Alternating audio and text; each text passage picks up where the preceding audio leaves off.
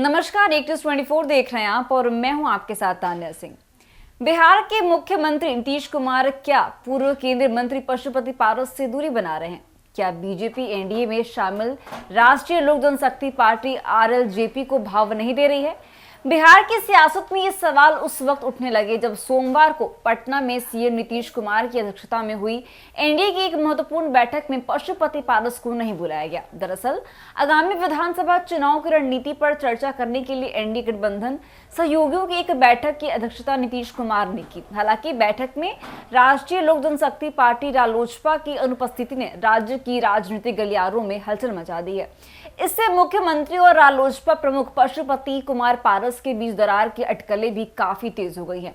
रालोसपा को बैठक का न्योता नहीं दिया गया। हालांकि रालोसपा ने एनडीए गठबंधन के प्रति अपनी प्रतिबद्धता दोहराई है। रालोसपा की ओर से कहा गया है कि वह अनदेखी के बावजूद एनडीए गठबंधन का एक अभिन्न अंग बनी हुई है।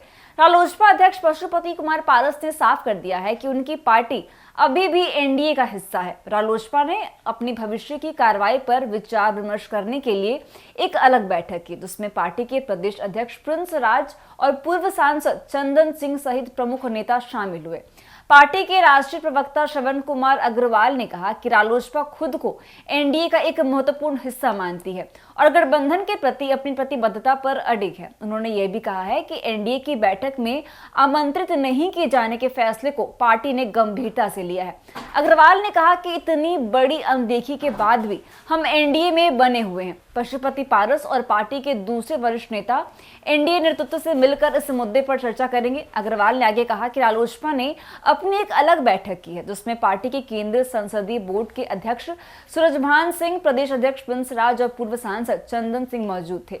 बैठक में फैसला लिया गया कि छठ पूजा के बाद रालोसपा 243 विधानसभा सीटों पर अपने संगठन को मजबूत करने के लिए बिहार कप नामक एक राज्यव्यापी अभियान शुरू करेगी। पार्टी नवंबर में पटना में कार्यकर्ता सम्मेलन भी आयोजित करेगी। इस बीच हिंदुस्तानी अवाम मोर्चा हम के राष्ट्रीय अध्यक्ष संतोष कुमार सुमन ने एनडीए की बैठक को समर्थन और सफल बताया है। उन्होंने सुझाव दिया है कि एनडीए को जिला, प्रखंड और पंचायत स्तर पर भी इस तरह की बैठकें आयोजित करनी चाहिए। उन्होंने यह भी कहा है कि चुनाव के दौरान भ्रम से बचने के लिए सभी एनडीए उम्मीदवारों को एकजुट होकर चुनाव लड़ना चाहिए। सुमन ने विश्वास व्यक्त किया है कि एनडीए आगामी उपचुनाव में विपक्षी महागठबंधन को चारों सीटों पर हरा देगा।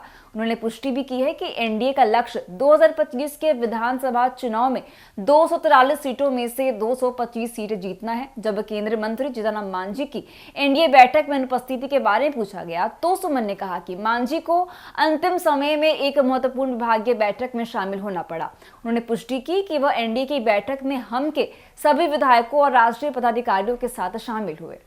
तो फिलहाल के लिए बस इतना ही। ऐसी तमाम खबरों के लिए देखते हैं 24। धन्यवाद।